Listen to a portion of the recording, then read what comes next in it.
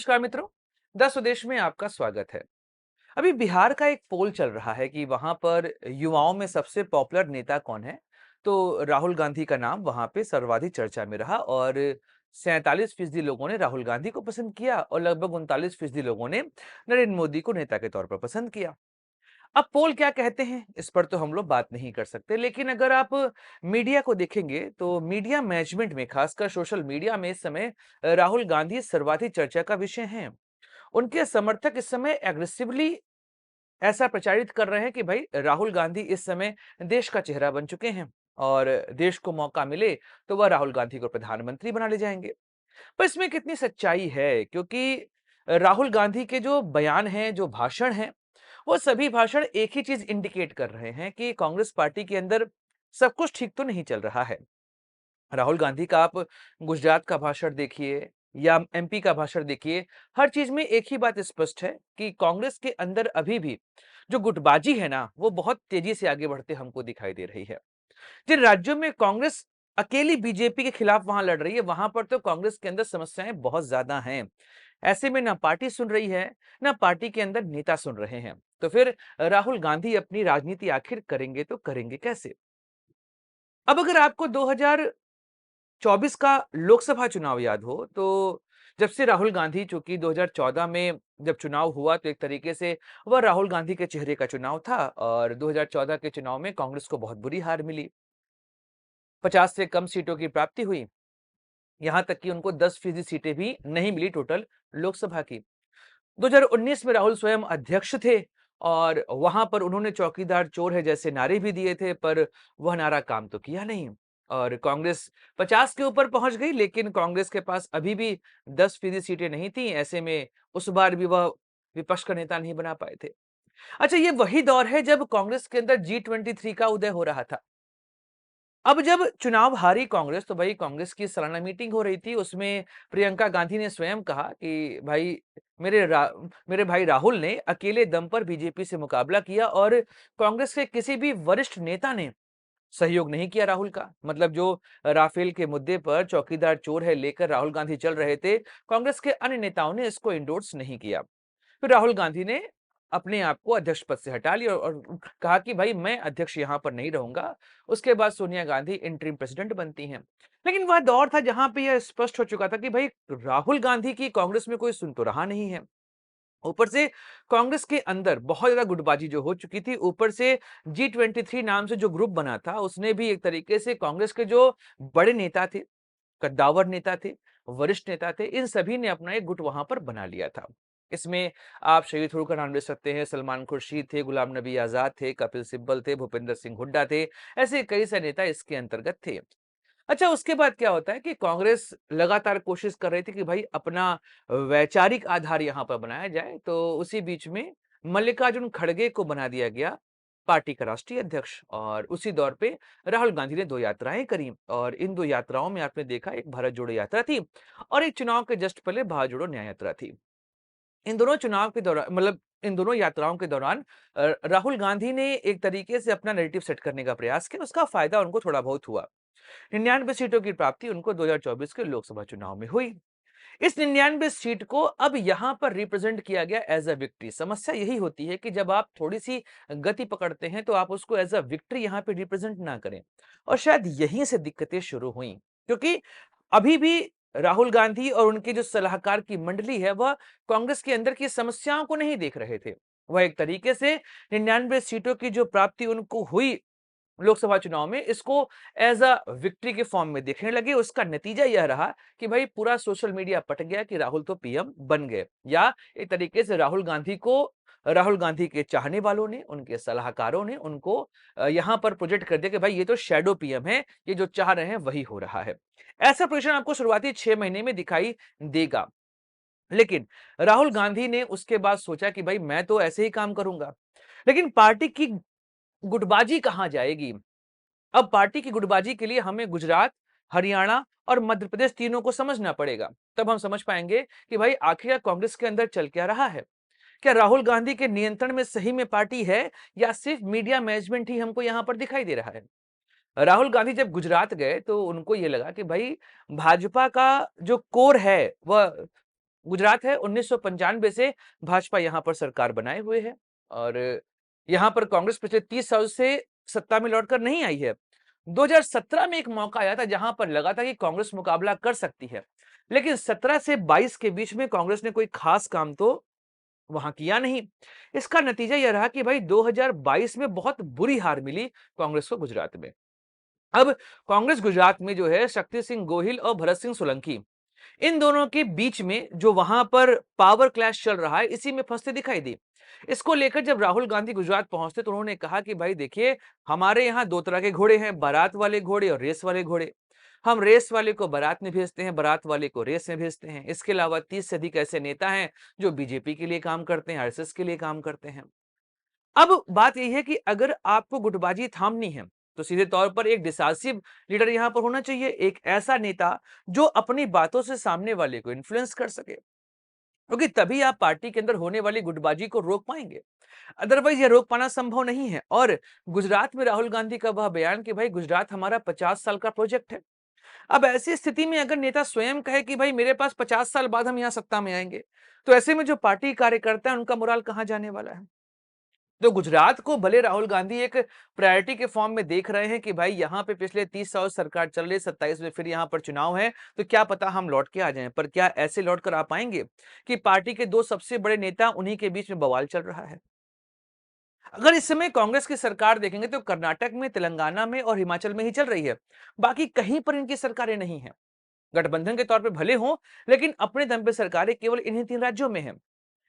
हिमाचल के विषय में हम सभी जानते हैं कि हिमाचल में सुखविंदर सिंह सुक्खू वो जो सरकार चला रहे हैं, उसके खिलाफ अब माहौल बनना वहां शुरू हो चुका है। वहां पर जो इस समय सरकार चल रही है उसकी आर्थिक स्थिति बहुत खराब हो चुकी है।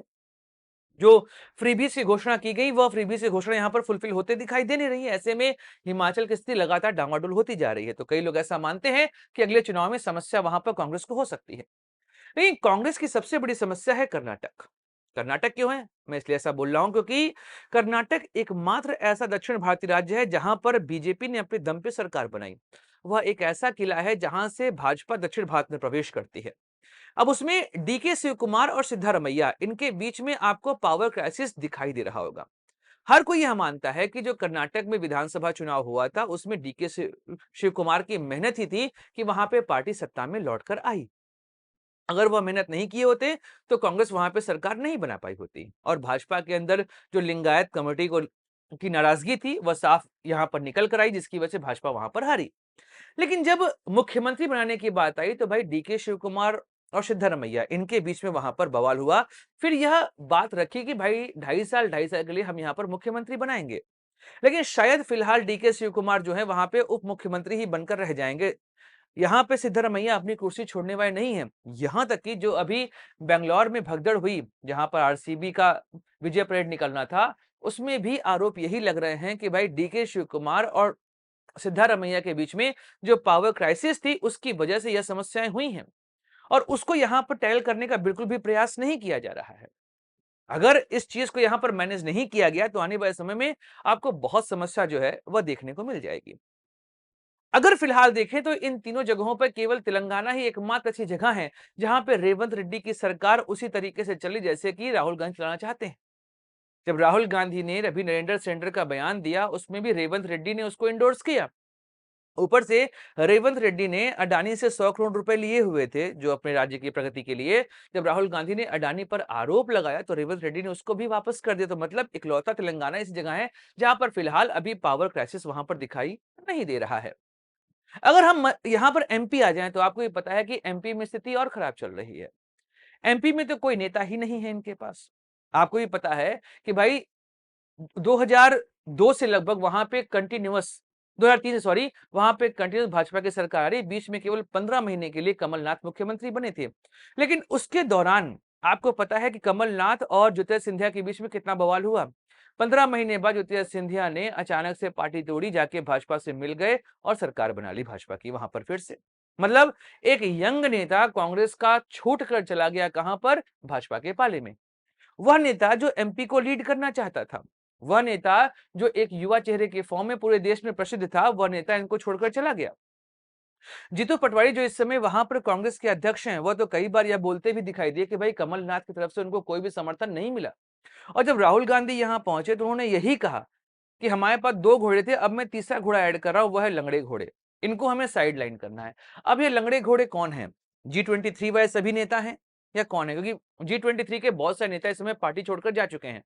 चाहे हम बात करें गुलाम नबी आजाद की, चाहे हम बात करें यहाँ पर कपिल सिब्बल की, ये लोग पार्टी छोड़कर जा चुके हैं। और जो बाकी नेता हैं, वो राहुल गांधी की बात सुनते नहीं हैं। तो आखिर ये लंगड़े घोड़े हैं कौन? इसके विषय में एक्शन लिया कब जाएगा?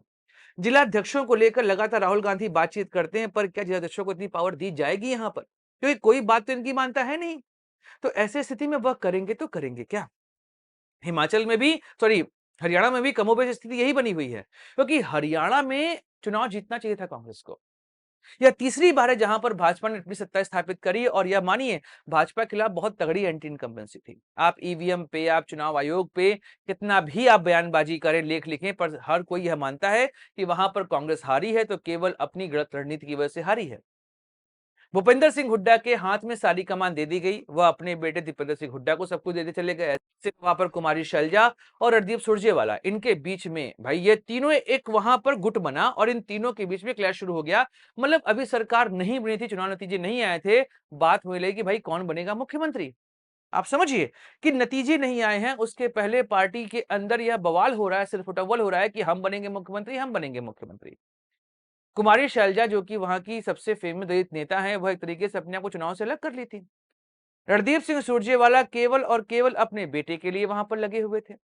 भूपेंद्र सिंह हुड्डा और दीपेंद्र सिंह हुड्डा यह अपनी पावर को वहां पे बचाने के लिए लगातार लड़ाई लड़ रहे थे। उसका नतीजा यह आया कि वहां पर कांग्रेस समाप्त हो गई। तो बात यह है कि आखिर राहुल गांधी जिनको लेकर इस समय मीडिया में माहौल खूब बनाया जा रहा है, रियलिटी है क्या? क्या रियलिटी में सही में कांग्रेस इतनी बड़ी हो चुकी है कि वो अपने दम पे सरकार बना सके? क्योंकि 2-3 राज्य ऐसे हैं जहां पर कांग्रेस केवल और केवल बैसाखियों पर टिकी है। जैसे हम बात करें बिहार की, यहां पर आरजेडी के आगे कांग्रेस की चलती ही नहीं है। मतलब जो चीज होता है उसका फैसला लालू जी ही लेते हैं। यहां पर कांग्रेस की अपनी कोई औकात बिहार में नहीं है। कमोबेश यही स्थिति आपको उत्तर प्रदेश में दिखाई देगी, जहां से राहुल गांधी स्वयं आते हैं, सोनिया जी आती हैं, प्रियंका जी आती हैं। यहां पर भी आप देखेंगे तो यहां पर भी समाजवादी पार्टी के आगे कांग्रेस की कुछ नहीं चलती है। आप चलिए महाराष्ट्र, महाराष्ट्र में भी शरद पवार और शिवसेना, इन दोनों के दम पर ही कांग्रेस वहां पर टिकी हुई। कांग्रेस की कोशिश यही थी वहां पर कि भाई विधानसभा चुनाव में हम बन जाए बड़े भाई। मतलब आप समझिए कि लोकसभा चुनाव के नतीजों से कांग्रेस इतनी वहां पे खुश हुई कि इन लोगों ने विधानसभा चुनाव में कांग्रेस ने यह कहा कि हम बड़े भाई बन के लीड करेंगे पार्टी को। नतीजा क्या आया? वहां पर बहुत बुरी हार रही महाविकास अघाड़ी की। तो बात यही है ना कि सोशल मीडिया पे कैंपेनिंग करके आप पार्टी नहीं चला सकते हैं। सोशल मीडिया पे आपके समर्थक आपको शैडो पीएम बोलते हैं, आपके लिए पोल आ रहे हैं, लेकिन रियलिटी क्या है, ग्राउंड रियलिटी है क्या? जब तक आप उस ग्राउंड रियलिटी को नहीं समझेंगे, आप सरकार नहीं बना सकते। याद रखिए, यूपी और बिहार, इन दोनों को जोड़कर लोकसभा की होती हैं 120 सीटें। 120 सीटों में आपकी हिम्मत नहीं है कि आप 10 से ऊपर जीत जाएं। अगर आप अकेले आएंगे शायद एक भी ना जीत पाए, ये कंडीशन है। तो इस रियलिटी को समझे बिना केवल हम सोशल मीडिया और यूट्यूब व्यूज के आधार पर यह बोले लगे कि भाई ये सबसे बड़े नेता है, तो यह तो दिक्कत की बात है। और पार्टी किसी एक व्यक्ति से नहीं चलती, पार्टी चलती है बहुत सारे लोगों से। आपको पहले कार्यकर्ताओं की फौज खड़ी करनी पड़ेगी, अध्यक्ष और जिलाध्यक्ष सही तरीके से यहाँ पे चुनने पड़ेंगे। अगर यह काम आप नहीं कर पाएंगे तो वही स्थिति होगी जो यहाँ पे हमको दिखाई दे रही है। अभी जब डेलीगेशन भेजा गया उसमें क्या हुआ? शशि थरूर, सलमान खुर्शीद, आनंद शर्मा, मनीष तिवारी, इन लोगों का नाम रखा गया। हर कोई जानता है कि G23 के मेंबर हैं और राहुल की इनसे बनती नहीं है। ऐसे स्थिति में आप समझिए कि कांग्रेस के अंदर जो नेता इस समय कांग्रेस में हैं, जिनका ठीक-ठाक रसूख है, वह नेता इस समय राहुल की बात सुनने को तैयार नहीं है। क्योंकि सीधी बात है, राहुल इस समय जिताने वाला फेस तो नहीं है। बात यही है ना कि हमें यह देखना पड़ेगा कि आखिर राहुल किस तरीके से आगे बढ़ रहे हैं। राजनीति में एकरूपता यहां पर बिल्कुल भी दिखाई देती है नहीं उनके। अगर एकरूपता रहेगी तो शायद हमें यहां पर कुछ दिखाई दे। और अभी तो प्रियंका गांधी जब से वह वायनाड पहुंची उसके बाद से वह गायब ही दिखाई दे रही है। मतलब लोकसभा में जो कार्रवाई हुई थी शीत सत्र वाली, उसके बाद से 6 महीना हो गया, प्रियंका कहां दिखाई दी है? ना वह दिल्ली चुनाव में दिखाई दी, ना वह उसके बाद होने वाले बजट सत्र में दिखाई दी। प्रियंका है कहां? ट्वीट के अलावा प्रियंका दिखती है नहीं। तो क्या राहुल की टीम और प्रियंका की टीम में चीजें ठीक नहीं चल रही हैं? इस पर तो सवाल उठते हैं ना। तो सिर्फ पीआर मैनेजमेंट और मीडिया मैनेजमेंट के आधार पर आप चुनाव नहीं जीत सकते, और बयान भी आप ऐसे दे रहे हैं जिससे कि माहौल नेगेटिव आपके लिए बन रहा है। तो सोचिए कि राजनीति आपको कैसे करनी है, जब तक आप अपने कैडर को यहाँ पे बड़ा नहीं करेंगे, you can not win the election. दोस्तों वीडियो समाप्त करते हैं, मिलेंगे अगले वीडियो में, चर्चा करेंगे किसी और मुद्दे के। अपने दोस्त सुधांशु को दीजिए इजाजत। Like share subscribe the channel. जय हिंद, वंदे मातरम, भारत माता की जय। दोस्तों, द स्वदेश एक मंच है जहां पर हम निष्पक्ष पॉलिटिकल एनालिसिस करते हैं। अगर आपको हमारा पॉलिटिकल एनालिसिस पसंद आता है तो आप यूपीआई के माध्यम से हमारी मदद भी कर सकते हैं। बाकी हमारे चैनल को सब्सक्राइब करिए, वीडियो को लाइक करिए और वीडियो को शेयर जरूर करिए।